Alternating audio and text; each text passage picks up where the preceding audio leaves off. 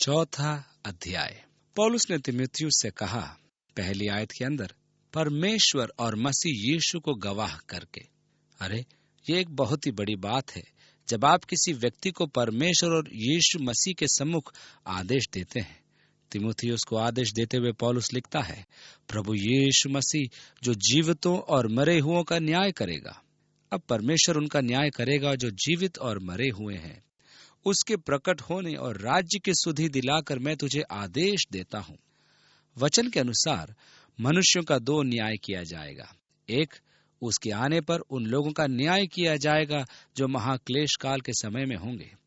मत्ती के सुसमाचार के अनुसार जब यीशु आएगा तब पहली बात जो वो करेगा वो यह है कि वह राज्यों को न्याय करने के लिए एकत्रित करेगा, और वह उन्हें जैसे चरवाहा अपने भेड़ों और बकरियों को अलग करता है वैसे ही अलग करेगा। और वह उन्हें अपने बाएं हाथ करेगा और वह कहेगा, हे शापित लोगों, चले जाओ, क्योंकि मैं भूखा था, तुमने मुझे खाने को नहीं दिया। मैं प्यासा था, तुमने मुझे पानी नहीं पिलाया। मैं नंगा था और तुमने मुझे कपड़े नहीं पहनाए।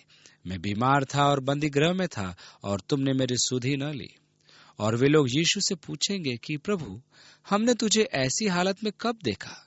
तब प्रभु उत्तर देगा कि जो तुमने इन छोटे से छोटों में से किसी एक के साथ नहीं किया, वो मेरे साथ भी नहीं किया। और अपने दाहिनी ओर वालों से वह कहेगा, हे मेरे पिता के धन्य लोगों, आओ राज्य के अधिकारी हो जाओ, जो जगत की आदि से तुम्हारे लिए तैयार किया गया है। क्योंकि मैं भूखा था और तुमने मुझे खाने को दिया। और वे पूछेंगे कि हे प्रभु, हमने कब तुझे भूखा देखा या खिलाया? तब प्रभु उत्तर देगा कि तुमने जो मेरे इन छोटे से छोटे भाइयों में से किसी एक के साथ किया, वह मेरे ही साथ किया।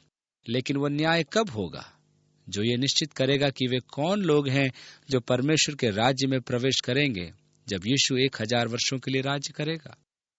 यह न्याय प्रभु यीशु मसीह के 1000 वर्ष के राज्य के उपरांत किया जाएगा। उस दिन प्रभु यीशु मसीह मृतकों का न्याय करेगा, और सब मरे हुए, क्या छोटे और क्या बड़े, सब परमेश्वर के उस बड़े श्वेत सिंहासन के सामने खड़े होंगे, और उनका न्याय पवित्र शास्त्र के अनुसार किया जाएगा।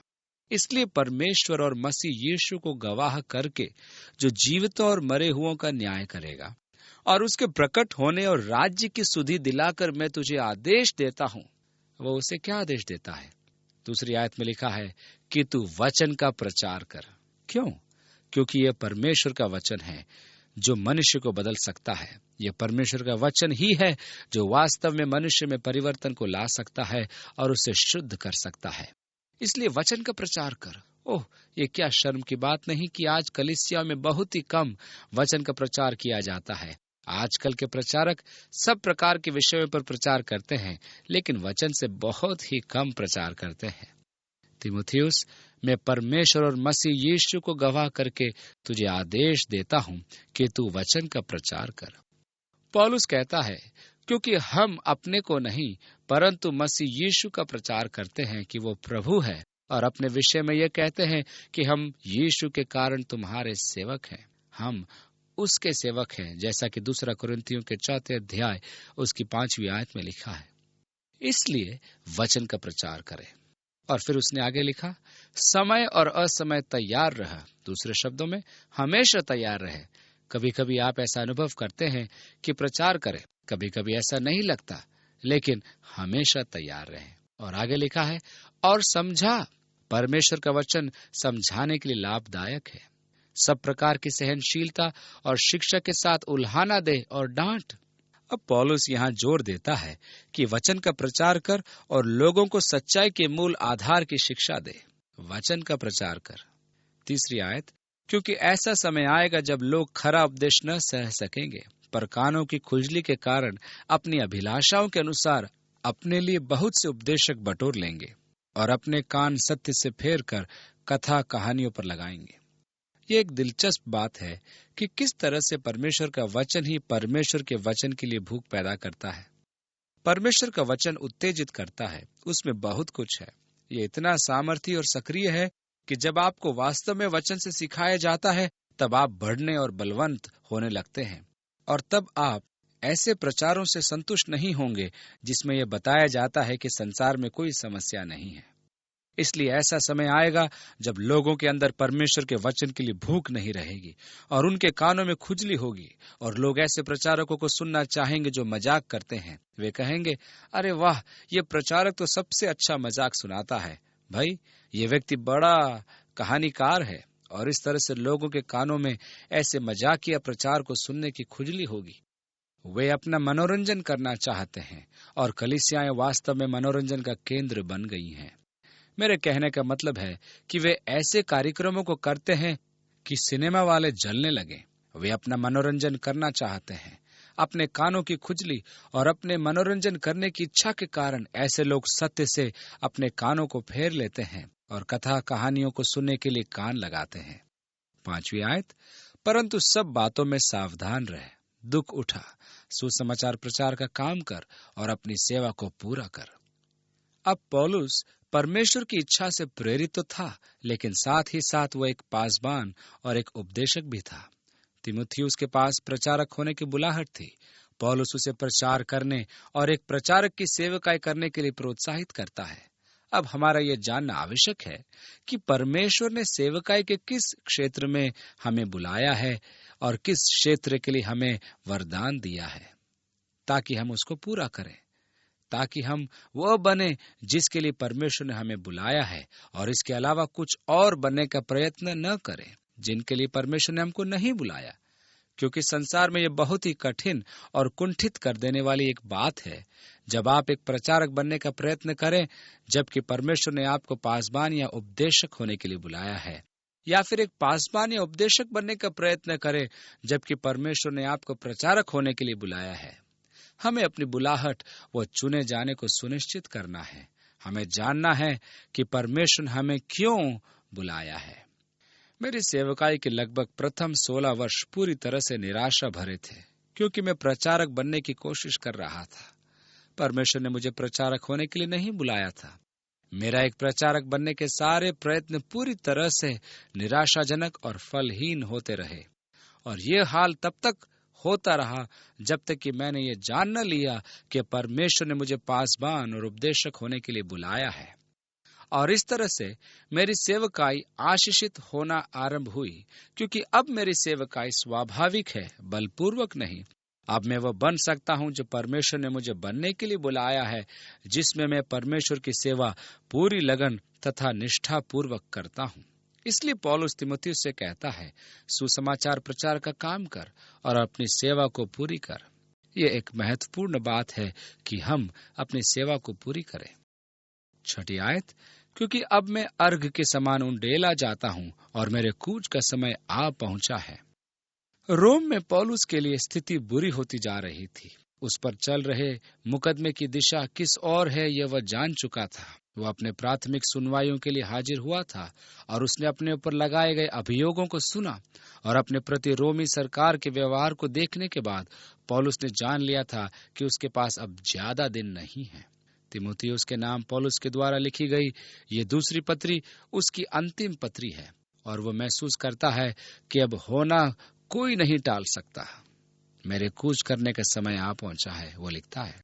यहाँ हम देखते हैं कि पौलुस अपने मृत्यु को एक यात्रा के लिए प्रस्थान करने के जैसा देख रहा है। वह कहता है कि मैं थोड़ी देर के अंदर इस शरीर रूपी तंबू में से निकलकर उस स्वर्ग रूपी महल में चला जाऊंगा। परमेश्वर की ओर से स्वर्ग पर एक ऐसा भवन मिलेगा जो हाथों से बना हुआ घर नहीं, परंतु चिरस्थायी है। मेरे कूच करने का समय आ पहुंचा है। और तब पौलुस कहता है 7वीं आयत के अंदर, मैं अच्छी कुश्ती लड़ चुका हूं, मैंने अपनी दौड़ पूरी कर ली है, मैंने विश्वास की रखवाली की है। जब कूच करने का समय निकट आता है तब ऐसी बात कहना बहुत बड़ी बात है, और जब मैं अपने जीवन को पीछे मुड़कर देखता हूं तब मैं कह सकता हूं कि मैं अच्छी कुश्ती लड़ चुका हूं। जो कुछ मेरे पास था उसे छोड़कर मैंने अपनी दौड़ पूरी कर ली है। इससे पहले जब पौलुस ने फिलिपियों को पत्री लिखा तब उसने कहा, यह मतलब नहीं कि मैं पा चुका हूं या सिद्ध हो चुका हूं, पर उस पदार्थ को पकड़ने के लिए दौड़ा चला जाता हूं जिसके लिए मसीह यीशु ने मुझे पकड़ा था। हे भाइयों, मेरी भावना यह नहीं कि मैं पकड़ चुका हूं, परंतु केवल यह कि एक काम करता हूं कि जो बातें पीछे रह गई हैं उनको भूलकर आगे की बातों की ओर बढ़ता हुआ निशाने की ओर दौड़ा चला जाता हूं, ताकि वो इनाम पाऊं जिसके लिए परमेश्वर ने मुझे मसीह यीशु में ऊपर बुलाया है। उसने मसीही जीवन को एक दौड़ के रूप में देखा। उसने कहा, क्या तुम नहीं जानते कि दौड़ में तो दौड़ते सब ही हैं, परंतु इनाम एक ही ले जाता है। तुम वैसे ही दौड़ो कि जीतो। मैं अच्छी कुश्ती लड़ चुका हूं, मैंने अपनी दौड़ पूरी कर ली है, मैंने विश्वास की रखवाली की है। इसलिए भविष्य में मेरे लिए धर्म का मुकुट रखा हुआ है, जिसे प्रभु जो धर्मी और न्यायी है मुझे उस दिन देगा, और मुझे ही नहीं वरन उन सबों को भी जो उसके प्रकट होने को प्रिय जानते हैं। यह थी 8वीं आयत। हमें कहा जाता है कि हम उसके प्रकट होने के इंतजार करें, उसके प्रकट होने की बाट जो है। और अब पौलुस कहता है कि हम उसके प्रकट होने को प्रिय जाने, तब हमें धार्मिकता का मुकुट मिलेगा। यीशु ने स्मिरना की कलीसिया को कहा, प्राण देने तक विश्वासी रहे तो मैं तुझे जीवन का मुकुट दूंगा। स्वर्ग में विभिन्न मुकुटों में से एक धार्मिकता का मुकुट है। हमारा न्यायी प्रभु मुझे धार्मिकता का यह मुकुट उस दिन देगा, और मुझे ही नहीं वरन उन सब को भी जो उसके प्रकट होने को प्रिय जानते हैं। इसलिए मेरे पास शीघ्र आने का प्रयत्न कर। यहाँ पौलुस तीमुथियुस से आग्रह करता है कि वह उसके पास शीघ्र आ जाए। वह कहता है कि मेरे जाने का समय निकट आ गया, इसलिए जितनी शीघ्रता से आ सकता है आ जा। 10वीं आयत में, क्योंकि देमास ने मुझे छोड़ दिया है।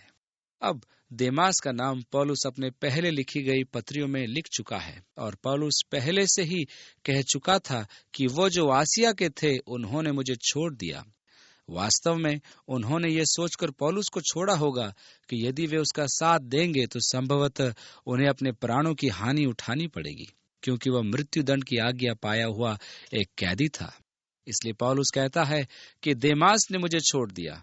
इसका कारण है कि वह इस संसार को प्रिय जानकर थिस्सलुनीके को चला गया। दूसरे शब्दों में, वह मृत्यु के भय से थिस्सलुनीके चला गया। क्रेस्केंस गलतिया को और तीतुस दलमतिया को चला गया है। केवल लूका मेरे साथ है। मरकुस को लेकर चला आ। ये वही मरकुस है जो बरनबास का भतीजा था और जिसने पौलुस और बरनबास के बीच मतभेद उत्पन्न किया। जब पौलुस और बरनबास अपने प्रथम मिशनरी यात्रा में निकले तब मरकुस उनके साथ गया, लेकिन जब वे साइप्रस से होकर विषम परिस्थितियों वाले प्रदेश की ओर जा रहे थे तब मरकुस डर गया और अपने घर वापस चला गया, और पौलुस और बरनबास अकेले ही आगे चले गए। लेकिन अब जब पौलुस और बरनबास अपने द्वितीय मिशनरी यात्रा के लिए तैयार हो रहे थे ताकि वे उन्हीं नगरों में जाकर उन भाइयों को दृढ़ करें जिन्होंने उनके प्रथम मिशनरी यात्रा में उद्धार पाया था, बरनबास ने कहा कि मैं मरकुस को फिर से अपने साथ लेना चाहता हूं, और पौलुस ने कहा, अरे नहीं, मरकुस तो पिछली बार हमें छोड़कर वापस चला गया था। मैं उसे फिर से ले जाना नहीं चाहता हूं।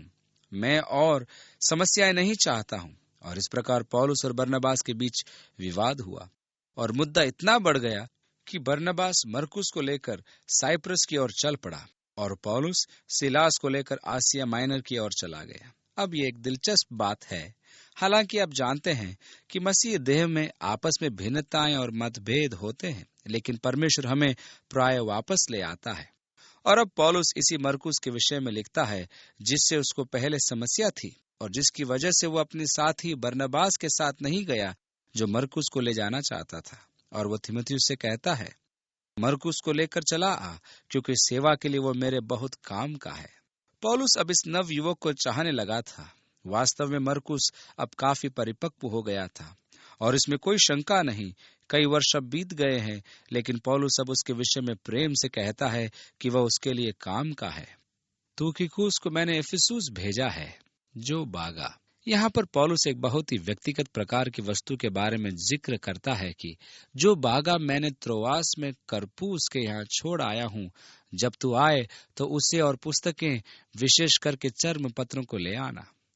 पौलुस के बारे में कहा जाता है कि वह एक किताबी कीड़ा था। वास्तव में इतिहास के अनुसार पौलुस का यह कहना है कि वह धर्मशास्त्र को सीखने के लिए गमालिएल के चरणों पर बैठा था, और हमारे पास इस बात का एक लेख है जिसमें गमालिएल पौलुस को अपने एक चेले के रूप में बताता है। और जब गमालियल पौलुस को अपने चेले होने के बारे में बताता है, तब उन्होंने कहा कि मुझे सबसे बड़ी कठिनाई उसके साथ यह रही कि मैं उसे पढ़ने के लिए बहुत पुस्तकों को देता रहता था। वह लगन से पढ़ता था, और इसलिए जब पौलुस अग्रिप्पा राजा के सामने अपने पक्ष का बयान करता है, तब फेस्तुस चिल्लाकर बोलता है, तेरे अधिक पढ़ने के कारण तू पागल हो गया है। क्योंकि जब पौलुस कैसरिया की कैद में था, तब लगातार 2 वर्षों तक पुस्तकों को पढ़ता रहा, और जब जब फेस्तुस ने उसे देखा, तब पौलुस को पुस्तकों को पढ़ने में तल्लीन पाया, और इसलिए उसने कहा, तूने बहुत पढ़ा और तू बहक गया है, तेरे अधिक पढ़ने से तेरा सिर फिर गया है।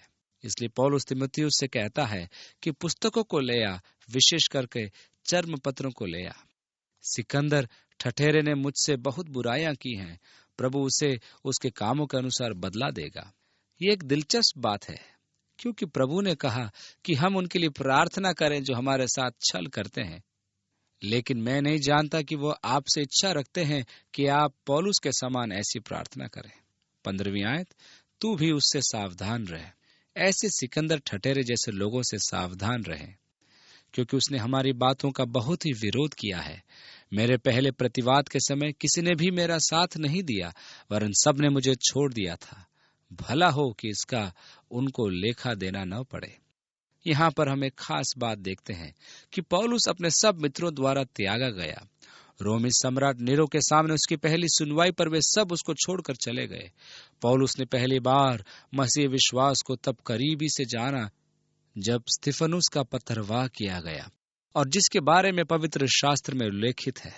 पहली बार हम पौलुस के बारे में तब देखते हैं जब वह कुछ लोगों के वस्त्रों को पकड़े हुए था जो स्तिफनुस को पथरवाह कर रहे थे। उसने हाल ही में महासभा में, जिसका वह सदस्य था, स्तिफनुस के शक्तिशाली गवाही को सुना था। यहूदियों की इस महासभा ने एक मत से उसे पथरवाह करने के लिए सहमति जताई। उस समय पौलुस ने भी कहा, हाँ, उसका पथरवाह करो। उसने उसे पथरवाह करने के लिए सहमति दी, और फिर उन लोगों के वस्त्रों की देखभाल की जिन्होंने वास्तव में स्तिफनुस को पथरवाह किया। और जब स्तिफनुस का पथरवाह किया जा रहा था, तब उसने ऊपर देखा और कहा, हे प्रभु, यह पाप उन पर मत लगा, यह दोष उन पर मत लगा। और स्तिफनुस की यह प्रार्थना पौलुस पर एक गहरी छाप छोड़ गई, क्योंकि बाद में जब प्रभु ने पौलुस को दमिश्क के मार्ग पर पकड़ा, तब प्रभु ने उससे कहा था कि पैने पर लात मारना कठिन है। मुझे निश्चय है कि स्तिफनुस का वह पूरा दृश्य तब भी उसके दिलो दिमाग पर तरोताजा था, क्योंकि जब स्तिफनुस मरने को था, तब उसने प्रार्थना की कि हे प्रभु, मेरी आत्मा को ग्रहण कर, यह पाप उन पर मत लगा। बदले में इसके कि अपने ऊपर पत्थरवाह करने वालों को श्राप दे, वह चिल्लाए, वह उनके लिए प्रार्थना कर रहा था। प्रेम और क्षमा का कितना सुंदर उदाहरण। अब पौलुस स्तिफनुस के क्षमा को अपने जीवन में अमल करने का प्रयत्न कर रहा है। जब वह कहता है कि सब उसे छोड़कर चले गए, वो प्रार्थना करता है कि मैं आशा करता हूं कि प्रभु, तू इस पाप के लिए उन पर दोष नहीं लगाना। 17वीं आयत, परंतु, और मुझे ये बात अच्छी लगी कि सब मनुष्य ने मुझे छोड़ दिया, परंतु प्रभु मेरा सहायक रहा। और यही मुझे चाहिए कि प्रभु मेरा सहायक रहे और मुझे सामर्थ दी, ताकि मेरे द्वारा पूरा पूरा प्रचार हो और सब अन्य जाति सुन ले। मैं सिंह के मुंह से छुड़ाया गया, या नीरो के हाथ से। वह रोमी सम्राट नीरो को सिंह कहता है, या फिर उनके कहने का मतलब यह होगा कि उन्हें सिंहों के बीच डाला गया, लेकिन मेरे ख्याल से पौलुस यहाँ पर नीरो के बारे में कहता है। इसलिए देखिए, पौलुस यहाँ पर कहता है, परंतु प्रभु मेरा सहायक रहा और मुझे सामर्थ्य दी, ताकि मेरे द्वारा पूरा पूरा प्रचार हो और सब जाति सुन ले। अब हुआ यह कि जब पौलुस नीरो के सम्मुख खड़ा हुआ, तब उसने उस अवसर का पूरा इस्तेमाल किया कि नीरो को सुसमाचार सुनाए। पौलुस को हमेशा से यह युक्ति रही थी, जब कभी पौलुस को बंदी बनाया गया और न्यायों के सामने या बाद में जब राजा अग्रिप्पा के सामने लाया गया, उसने प्राय इस अवसर को गवाही देने और यीशु मसीह में उन्हें जीतने का प्रयत्न करने में किया, क्योंकि यीशु ने अपने चेलों से कहा था, तुम सताए जाओगे और वे तुम्हें बंदी बनाएंगे और कचहरियों में ले जाएंगे और तुम हाकिमों के सामने लाए जाओगे, लेकिन पहले से यह विचार न करना कि क्या कहना है, क्योंकि उस घड़ी पवित्र आत्मा तुम्हें बताएगा कि क्या कहना है और तुम्हारे लिए गवाही देने का अवसर होगा। दूसरे शब्दों में, जब आप बंदी बनाए जाओगे और कचहरी में लाए जाओगे तब चिंता न करो, क्योंकि यह अवसर गवाही देने का होगा, ताकि आप इस विश्वास के बारे में अपने सताने वालों को बताएं। और इसलिए पौलुस ने न्यायों के सामने मिले हर एक अवसर को गवाही देने के लिए इस्तेमाल किया, यहाँ तक कि उसने राजा अग्रिप्पा को ऐसा सामर्थी गवाही को सुनाया कि उसने कहा, हे राजा अग्रिप्पा, क्या तुम पवित्र शास्त्र पर विश्वास करते हो? मैं जानता हूं कि तुम पवित्र शास्त्र पर विश्वास करते हो। इस पर राजा अग्रिप्पा ने कहा, अरे, क्या तू थोड़े ही समझाने से मुझे मसीही बनाना चाहता है? तब पौलुस ने कहा, काश मैं ऐसा कर पाता। वह वास्तव में ऐसा चाहता था। वह उसे बदलने का प्रयत्न कर रहा था। अब न तो पौलुस और न ही लूका हमें बताता है कि पौलुस ने नीरो से क्या कहा, लेकिन इतना तो निश्चित है कि उसने नीरो को सुसमाचार सुनाया होगा, क्योंकि उसने सोचा होगा, यदि मैं मसीह में रोमी सम्राट नीरो को जीत सका तो मसीह विश्वास के लिए यह कितना अच्छा होगा। मुझे निश्चय है कि पौलुस ने ऐसी निडरता के साथ गवाही दी होगी जो आप विश्वास भी नहीं कर सकते हैं। और वो कहता है कि सब ने मुझे छोड़ दिया, लेकिन प्रभु मेरे साथ था। पवित्र आत्मा ऐसी घड़ी में आपको वचन देगा। रोमी सम्राट नीरो के पूरे दरबार ने सुसमाचार को सुना और उसने मुझे सामर्थ्य दी ताकि मेरे द्वारा पूरा पूरा प्रचार हो और सब अन्य जातियां सुन ले। मैं सिंह के मुंह से छुड़ाया गया और प्रभु मुझे हर बुरे काम से छुड़ाएगा। हाँ, पौलुस छुड़ाया गया। वो नीरो से बच निकला, क्योंकि यीशु ने कहा, जो शरीर को घात करते हैं पर आत्मा को घात नहीं कर सकते, उनसे मत डरना, पर उसी से डरो जो आत्मा और शरीर दोनों को नरक में नष्ट कर सकता है। इसलिए हम परमेश्वर से डरें। पौलुस कहता है कि मैं जानता हूं परमेश्वर मुझे छुड़ाएगा, और पौलुस जानता था कि किस तरह से परमेश्वर उसे छुड़ाएगा, क्योंकि उसने कहा, और मेरे कूच का समय आ पहुंचा है। मेरे विचार से यह सोचना गलत है कि छुटकारा सिर्फ चंगाई के द्वारा मिलता है। परमेश्वर कई तरह से हमें छुड़ा सकता है, और प्रभु मुझे छुड़ाएगा और अपने स्वर्गीय राज्य में मुझे सुरक्षित पहुंचाएगा। संसार मेरे जीवन का अंत कर सकता है, लेकिन मैं स्वर्गीय राज्य में सुरक्षित रहूंगा। उसी की महिमा युगान युग होती रहे। आमीन। प्रिस्का और अक्विला को नमस्कार। प्रिस्का और अक्विला इफिसुस में हैं और पौलुस उनसे मसीही प्रेम में अभी भी बंधा हुआ है।